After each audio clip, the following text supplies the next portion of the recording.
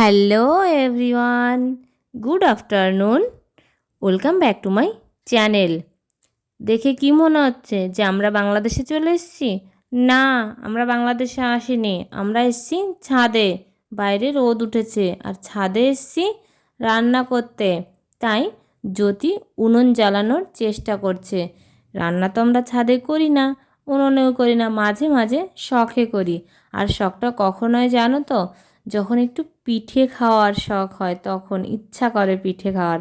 তো আজকেও সরা পিঠে বা সাজের পিঠে খাওয়ার ইচ্ছা হয়েছে আমাদের, তাই চলে এসেছি ছাদে। উনুন ছাড়া তো আর সরা পিঠে বা সাজের পিঠে হবে না।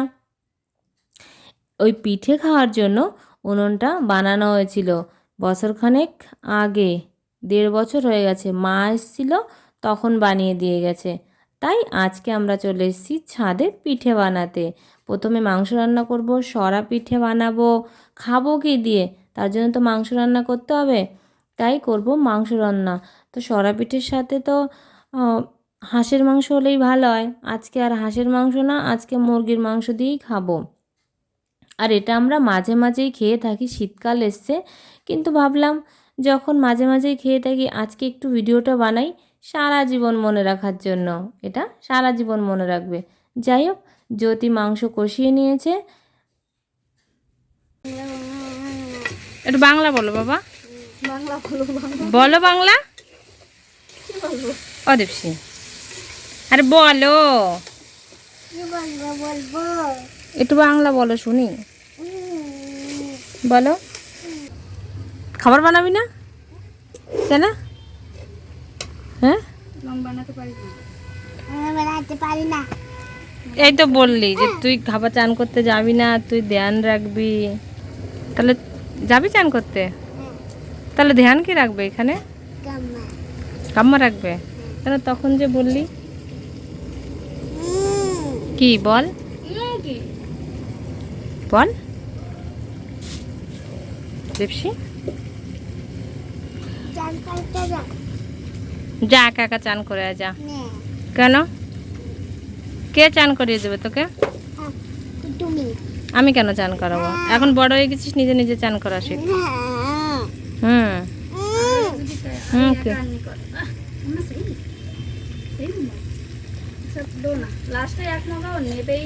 দীপসী, যা একা একা চান করে আসো। তুই এখনো চান করতে পারিস না একা একা? আর ওই চান করতে পারে, তুই পারিস না। হুঁ কি? এখানে নিয়ে নিয়েছি আলো চাল, কাঁচা চাল, এখানে তো কাঁচা চাল বলে। আলো চাল একে ভিজিয়ে রেখেছি ওভারনাইট।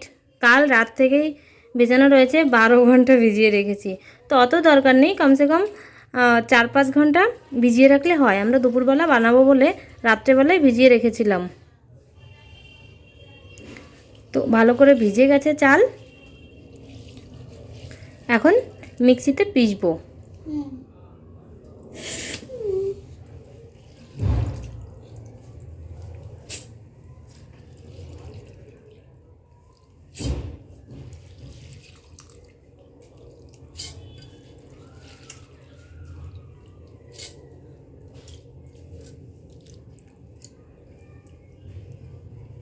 একটুখানি জল দিয়ে পিষতে হবে।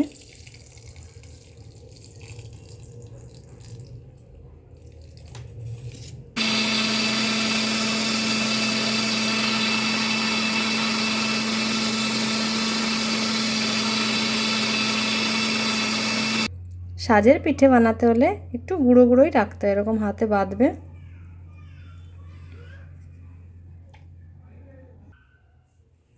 এরকম করে সব চালগুলো একবারেই পিষে নেব। একবারে পিষে নেওয়াই ভালো, পিষে নিলে পরে একবারে বানাতেও পারবো। এদিকে জ্যোতির মাংস রান্না হয়ে গেছে। আমি মিঠুকে চান করাতে গেছিলাম, তখন লাল লাল ঝাল ঝাল চিকেন হয়ে গেছে রেডি। আমারও চাল সব পিষে নিয়েছি। এখন অপেক্ষায় রয়েছি, জ্যোতি গেছে আরোহীকে আনতে, তারপর বানাবো পিঠে। এই সুযোগে তোমাদের দেখিয়ে দিই উনুনটা। উনুনটা ফেটে গেছে, দেখো এখানকার মাটি ভালো না, তবুও যেভাবে সেভাবে বানিয়েছি। আর এই সরাটা অনেকই পুরনো, মা ইউজ করতো, তারপরে মা পাঠিয়েছিল যখন মিঠু পেটে ছিল। আমি সরা পিঠে খেতে চেয়েছিলাম, তাই মা সাজ পাঠিয়েছিল, নিজের পুরনো সাজই পাঠিয়েছিল, কিন্তু তখন আর পিঠে হয়নি। আমরা তখন এই টেকনিক জানতামই না যে মিক্সিতে পিষে পিঠে বানানো যায়। তখন ওই চাল গুঁড়ো করে তারপরে কলকাতার স্টাইলেই বানাতে গেছিলাম, কিন্তু হয়েছিল না।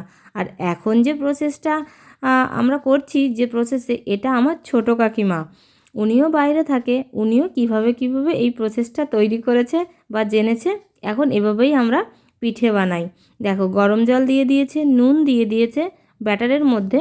আর এই ব্যাটারটা না বেশি পাতলা হবে না গাঢ় হবে, এভাবেই বানাতে হবে। আর এদিকে দেখো আমাদের মডার্ন জামানার নুড়ি, আগে তো বলতো নুড়ি, তেল লাগানোর সাথে তেল লাগানোর নুড়ি, আর আমাদের মডার্ন জামানার নুড়ি দেখো, ব্রাশ, রাবারের ব্রাশ। চালের গুঁড়ো বেশি পেশা হলেও হয় না, আবার কম পেশা হলেও হয় না, প্রসেস তো একটা আছেই। যাই হোক, হয় এটাই বেশি, পিঠেটা হচ্ছে। আর এই যে ঢাকনাটা, স্টিলের ঢাকনা, এটাতেই পিঠে হয়ে যায়। আর এই সাজের যে সরাটা আছে সেটা ফেটে যায় গরমে, তার জন্য দিই না। আর এই দেখো, কাঁচির জায়গা আমরা ব্যবহার করছি চাকু। আমার এই ঢাকনাটা বেশ ভালো পড়ে, তার জন্য আমি এই ঢাকনাটা ইউজ করি। একটাতে হলেই হলো, পিঠে হওয়া নিয়ে কথা, যেভাবেই হোক। তো এইভাবেই হচ্ছে, সেটাই ভালো। এইভাবে এক এক করে আমরা পিঠে বানিয়ে নেব। কিছু খাবো আর কিছু ভেজানোর ইচ্ছাও আছে। শীতকাল, শীতকাল মানে ঘুম থেকে উঠে ভিজানো পিঠে খেতে হবে। আহা, দেখো পিঠে তো ভালোই হচ্ছে, ভালো হয়। এই প্রসেসে পিঠে বানালে ভালো হয়, তোমরাও চাইলে ট্রাই করতেই পারো। আমরাও তো শিখেছি, প্রথম কি অবস্থা হতো, সাজের পিঠেও হতো না, মনটা খারাপই হয়ে যেত, বাড়ি যাব তারপরে খাবো। এখন আর সেটা নেই, এখন এখানেই বানাও, যখন খেতে ইচ্ছা করে। অন্য অন্য সব পিঠাই তো হয়, এই সাজের পিঠাই হওয়াটা মুশকিল। তো এখন সেটাও হয়, এখন যে বাড়ি গিয়ে পিঠে খাবো সেরকম কিছু না, তবে হ্যাঁ, মার হাতের জিনিস খাবো সেটা আলাদা ব্যাপার।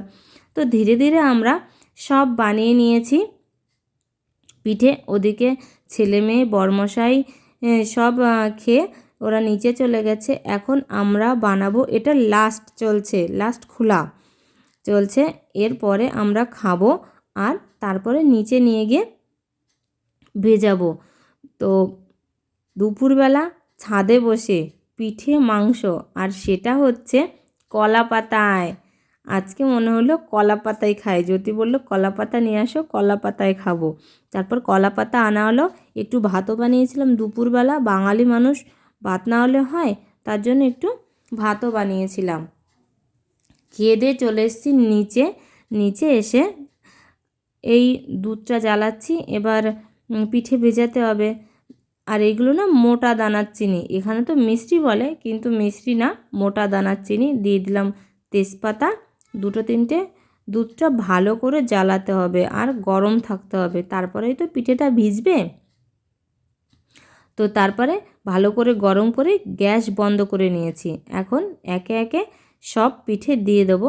যদিও এতে সব পিঠে আসবে না, আজকের পিঠেটা না একটু বেশিই বানানো হয়ে গেছিলো, যার জন্য সব পিঠে আসেনি, কিন্তু তবু সবাই খাবে, আমরা খাবো, মনটা ভরে যাবে খেয়ে। দেখো হাঁড়িটা ভরে গেছে, এবার ঢাকনা দিয়ে রেখে দিই, গরমে গরমে ভিজে যাবে। আর মিঠু ওপরে মাংস খায়নি, একটু ঝাল হয়ে গেছিলো, পিঠেও খায়নি, তাই ওকে নিচে এসে ভাত মাখিয়ে দিয়েছি, দুধ ভাত, যে তুই খেতে থাক। তো আজকের রেসিপিটা, মানে সাজের পিঠের রেসিপিটা তোমাদের যদি ভালো লাগে তোমরা একবার ট্রাই করতেই পারো। তো চলো, আজকের মতো টাটা, দেখা হবে অন্য একটা ভিডিওতে।